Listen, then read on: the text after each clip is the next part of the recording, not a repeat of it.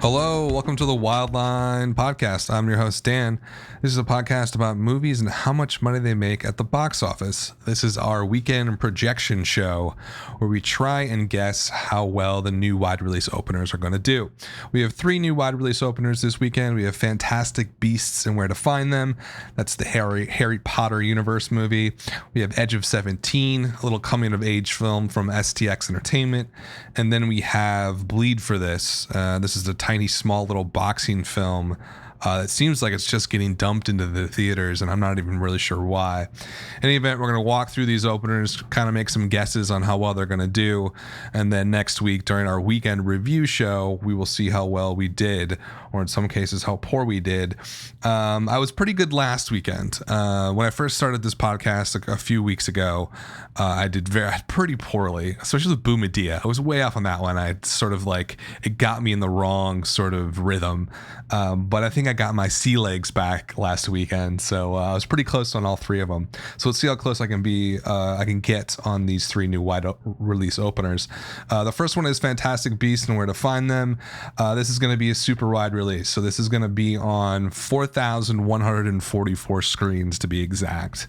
They hadn't updated that until later today. Like earlier today, basically said 4,000 plus, and it's like, how do I do projections on that? Because I don't know if that's 4,100 or 4,300. Which is a huge difference. So 4,144. There's going to be a lot of IMAX, a lot of 3D theaters. So that's going to bump up the take this weekend. The industry is basically saying 70 to 80 million. Deadline is saying 100 million is possible. Hollywood Reporter is saying 70 to 80.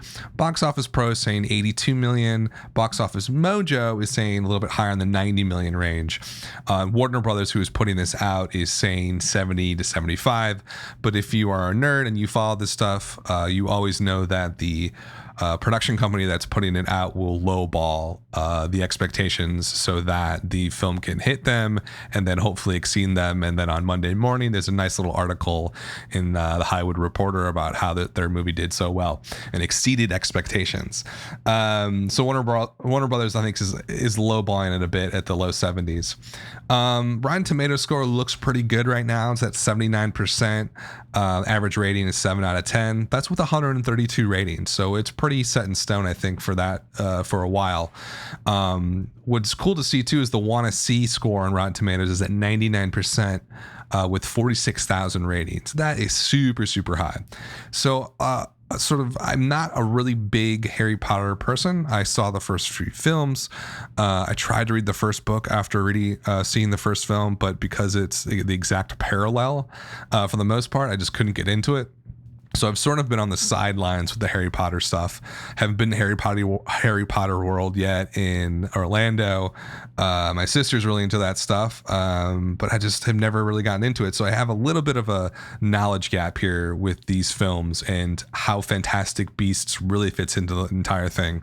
From what I know, it is a book that came out in 2001 that was essentially a guide to all the different sort of monsters in the Harry Potter universe.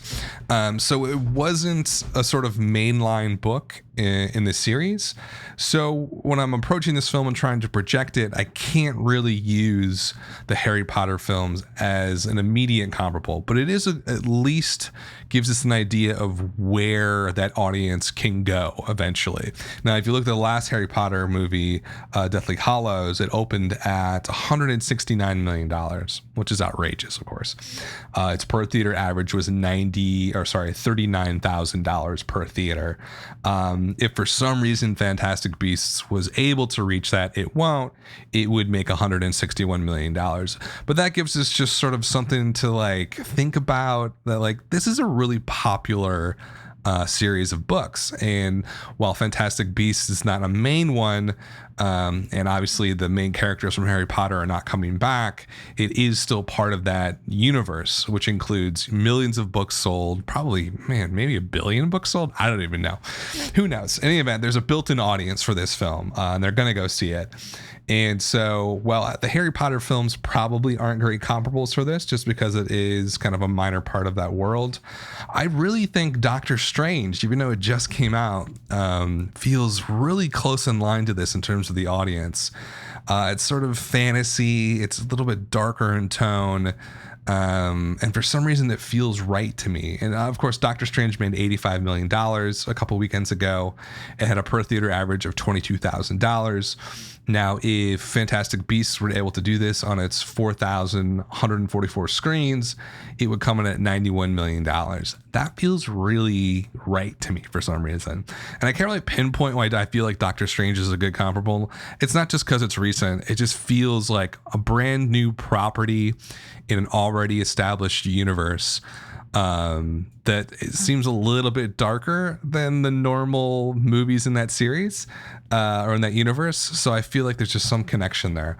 Another comparable that sort of comes to mind is Hobbit, the first Hobbit movie. I won't use the other Hobbit movies because I think the poor quality, and I know like I don't get any mail, but if I did get mail, I'd get a lot of hate mail for saying this, but I think the Hobbit films are pretty bad overall. The ones that I did see, the first couple, I thought were just trash, to be honest with you. And I like the Lord of the Rings films. I'm not like an anti-Tolkien person. I just did not feel like those films were well done in terms of just the story and stuff like that. They're not really engaging, kind of just like CGI fests across the board. And even the first Hobbit film did $84 million its opening weekend with a per theater average of $21,000. So if Fantastic Beasts was able to do that number, you're looking at about $87 million. And I feel like that is the ballpark here. I feel like with Doctor Strange, 91 million, the Hobbit, 87 million is right where we're looking at.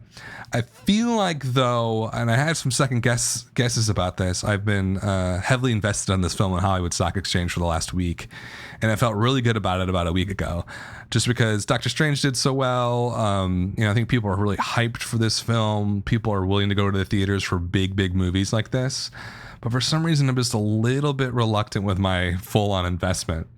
The reason I say that is it's not a mainline book. And I sort of like did a brief perusing of Amazon, and like there's not a really good place to find book sales, just a central location to find how many books of this were sold ever. It doesn't really exist, but there is Amazon, and Amazon can tell you how many reviews there are of a book. And what it does is it actually collects all the different editions into one product page, and it combines all of those reviews. And I noticed that Fantastic Beasts, the book, doesn't have, it has like 500 reviews, I think, or 480, which compared to the main books of the Harry Potter series, and you're talking about 13,000, the later books have over 20,000 reviews. So there's definitely, although I don't have specific sales numbers, there's clearly a huge discrepancy between how many people have and read this book versus the main Harry Potter books. So I get this like weird sort of nervousness about my feeling that it's going to do quite well. The fact that it could kind of tumble a bit here just because there is a built-in audience, but it has nowhere near the rabid fan base for those main books. So I'm saying on the low end, an $18,000 per theater average, and that would put it at 74.5 million. So that would be right in line with what Hollywood Reporter, basically the more conservative parts of the industry, that's what they're saying, probably 70, 80, mid 70s. On the high end, if it does really pop off, and I think there's a stronger part of me that thinks that it will, I'm thinking like a 28K per theater average, which would put it well past Doctor Strange. And that would the film would end up then with $116 million for the weekend. I think that's definitely possible. Not very likely, but I do feel like there is a yearning for people to see this movie. I'm gonna put it at 25K per theater, just a little bit above Doctor Strange, and I say that just because it has a much bigger built-in audience, but it feels like a comparable film. So $25,000 per theater, and $103.6 million will be my guess. So just over $100 million. None of the industry is expecting it to be that high. I just think the industry is lowballing it, just because it's not a normal Harry Potter movie, so they don't really know what to do with it. And you can't beat that want to see 46K number, on Rotten Tomatoes. That's huge. And there does seem to be a large amount of buzz among children. Now, we just had Trolls come out, so So, is this like I'm going to take my family twice this month to go see movies? I think people will do that for Fantastic Beasts. So I'm going to say 103, almost $104 million for the weekend. But I think it's going to be successful overall. I think it's going to get out of that $70 million range. Next up is Edge of 17. This is a small little film that has gotten really good reviews. It's 94 on Rotten Tomatoes right now. It's only opening on 1,945 screens this weekend, so it is a wide release, but it's not a super wide release by any stretch of the imagination. It's a coming-of-age film being released by STX Entertainment. Haley Steinfeld is the lead, and then Woody Harrelson is also in it. I came across this film, I think, because of the Toronto Film Festival. I always sort of follow the film festivals and see what gets buzz, and this is definitely a film that got buzz, and the trailer for it is really good. It looks great. It looks like just like a really good it's just one of those teenager films, but not like lame, kind of like Can't Hardly Wait, where it just had like a really good heart to it and it was fun. This kind of feels along those lines.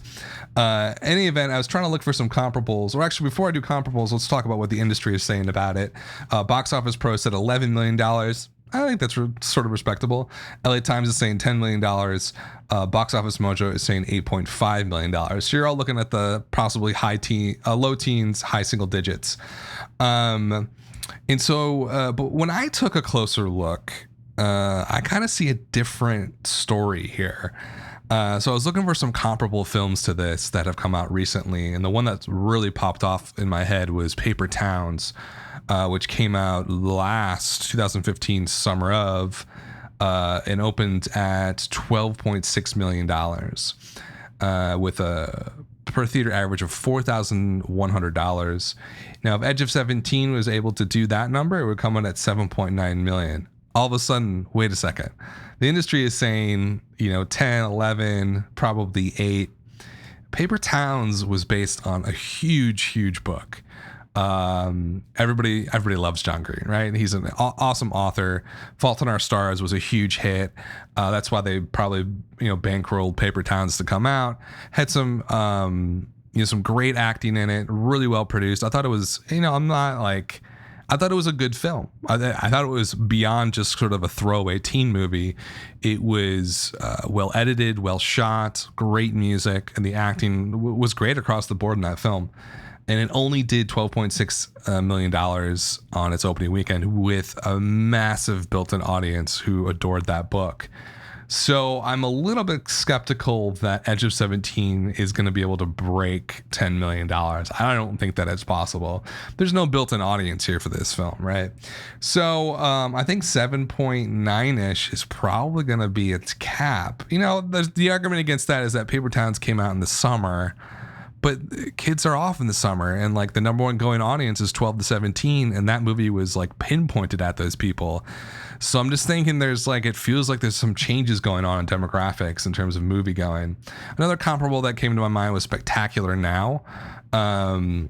This was a movie that did very well at Sundance. Never really had a super wide release. I think it only made it to about 400 screens total when it was put out in, I want to say, late summer of 2013. Its per theater average at its height there with the most theaters was $3,800. And if Edge of 17 can manage to do that number, you're looking at $7.3 million. That, still seems pretty high. Spectacular Now had a ton of buzz behind it. I believe it won a lot of awards at Sundance. And obviously it had 6 or 7 months of buzz to sort of build off of. But that was a different release schedule. That was limited and then slowly ramped up to the wide release. I think Edge of 17 is going to have a hard time hitting that number too. I don't know if it's going to make the $7 million range just because it doesn't have that type of buzz. The buzz that it does have from Toronto, I think it was Toronto, is small. It's kind of tiny little amount of buzz, enough that I've heard of it and saw the movie, and I'm not, necessarily scouring through all the indie films to see what's new. But it definitely was on my radar, but it's a little tiny blip. Another comparable that came to my mind, also related to sort of Sundance indie films that get bought up to be distributed by bigger companies, was Dope, which came out last summer. Huge disaster. Yeah, it is a huge disaster. I don't know why I'm sort of sugarcoating it. It was bought for a decently large amount of money. It only made $6.1 billion in its opening weekend with a $3,000 per theater average. If Edge of 17 was able to do that, it would only come in at $5.8 million. So now we're getting a little bit more comfortable here with like, okay, that's making a little bit more sense to me. But again, you know, you can make the excuse that Dope came out in the summer, kind of got buried in the summer blockbuster world. But it had a huge amount of buzz on it. You know, it was one of the best films out of Sundance that year. A lot of people knew about it. A lot of people wanted to see it. I think it did great in the big cities. It just did not translate well outside of probably Los Angeles and New York. So it only did 6.1 million. I think they expected it to do quite a lot more than that. And I think it probably should have. I haven't seen the film, but I know that it's really highly regarded among critics. And it just felt like no matter what they did with that film, it wasn't going to go anywhere. Very similarly, Me, Earl, and the Dying Girl came out, I think, the month before that, maybe, or maybe in the same month in the summer of 2015. And that did even worse. You know, that was also a huge Sundance film that had a lot of buzz, a ton of buzz, just like Dope. It never really went fully wide. At its widest, it had a per theater average of $1,400.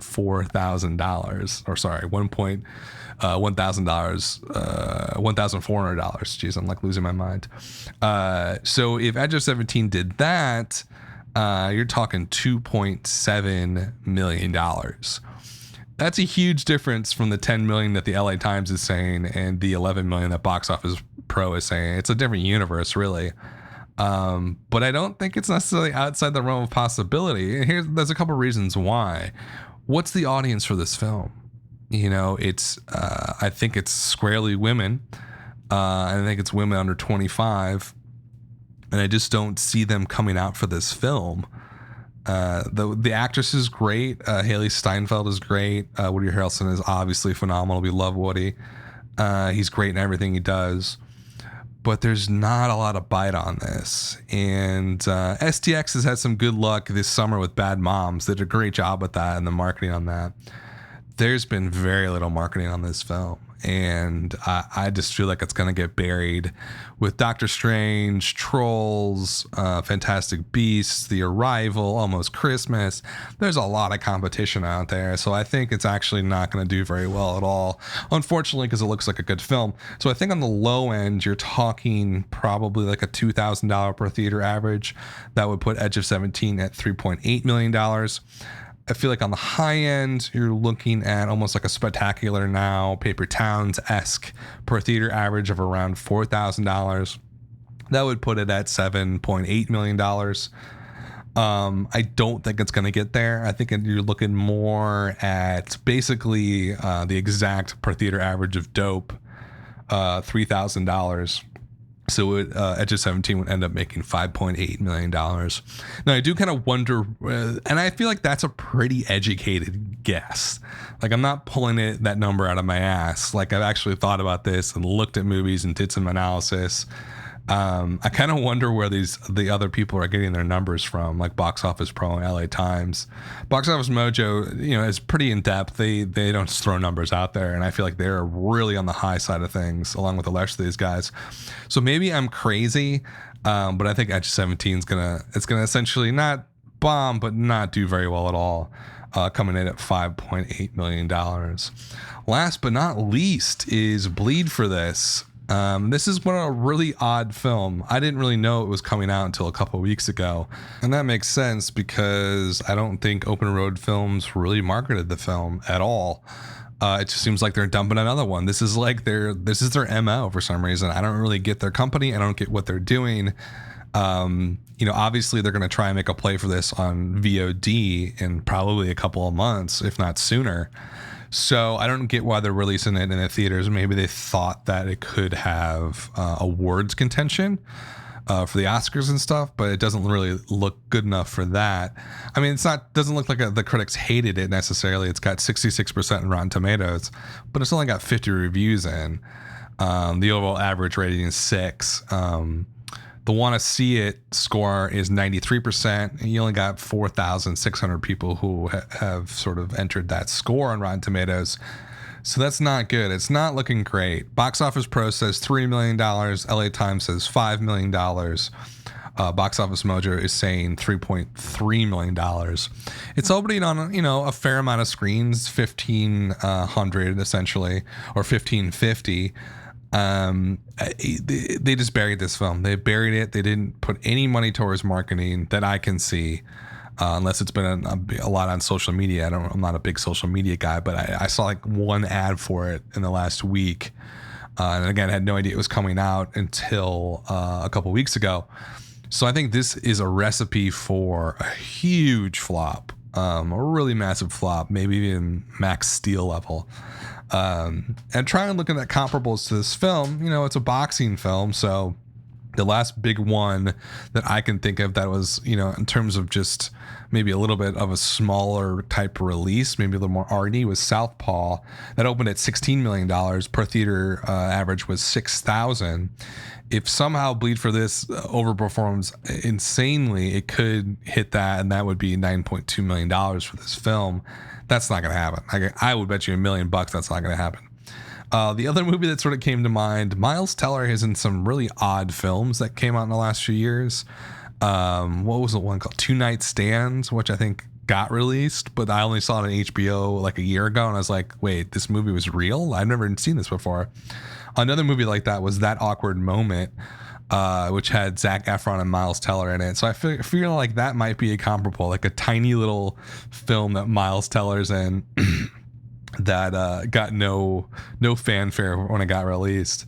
That Awkward Moment got $8.7 million, a 3.1K per theater average. And so if it does that, if Bleed for This does that, you're looking at $4.8 million for the weekend. That also feels way too high. Zac Efron was in That Awkward Moment. So there's just nothing else behind this film. There's nothing going for it. Another film that comes to mind is Disappointment Room, which I mentioned last week when talking about Shut In. That had zero marketing, and that just got dumped. That came in at $1.4 million, $900 per theater average. If Bleed for This does that, you're looking at $1.4 million. That's bad. I mean, that's really, really bad. But I feel like it could go even lower. I'm just like to just sort of spitballing here. It could do The Bronze, which was this movie that came out, I don't even know when, but it was a tiny little sports film about Tonya Harding, I think. Sony Classics put it out.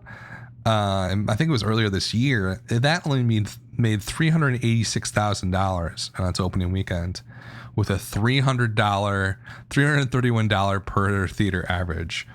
So if Bleed for This dives into those depths, you're talking only $500K for the weekend, which would be hilarious.